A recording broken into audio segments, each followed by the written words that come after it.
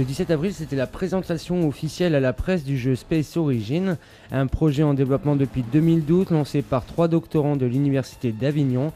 Ils sont maintenant 6 dans l'équipe. C'est un jeu par navigateur web qui se déroule au 31e siècle avec des conquêtes et une approche politique et économique dans laquelle chaque joueur peut créer des alliances, être citoyen et même devenir empereur de sa planète en proposant un programme politique, ce qui crée une véritable interaction sociale dans le jeu et sur les forums. On va proposer un modèle qui est très respectueux des joueurs et en particulier sur le jeu spatial.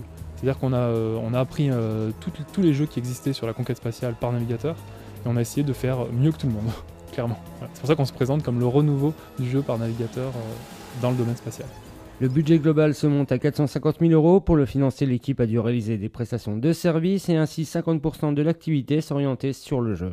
On a dû sacrifier notre créativité pour faire de la prestation, c'est pas qu'on n'aime pas faire de la prestation, on la fait bien, mais du coup voilà, c'est du temps en moins qu'on a pu avoir pour notre créativité. La rencontre entre la boîte d'édition Castelprod et la French Tech Culture Avignon-Provence s'est faite lors du Startup Event organisé en novembre dernier par la French Tech. Pour nous, c'est intéressant parce qu'à la fois, c'est un symbole de ce qui se passe et à la fois, c'est une promesse pour l'avenir. Le symbole de ce qui se passe, c'est que c'est des gens qui sont doctorants à Avignon, qui sont allés s'installer à Barbantane, CCI d'Arles, qui est dans notre dossier, qui ensuite reviennent à Perne, CCI du Vaucluse. Là, à l'instant où je vous parle, la directrice du développement économique de la communauté d'agglomération de Monteux, dans lequel il y a Perne, est en train de les découvrir parce qu'elle ne les connaissait pas, elle les a connus grâce à nous. Elle leur dit j'ai des financements, j'ai des choses pour vous, j'ai des aides, etc., etc. Ça montre que la réalité économique d'un territoire se moque des limites administratives, se moque des régions, se moque des départements, et que nous, French Tech, c'est la mise en relation de tout ça. Et comme on a le nuage de points du pont en 3D, comme on a aussi des scénarios de théâtre, parce qu'on fait des films,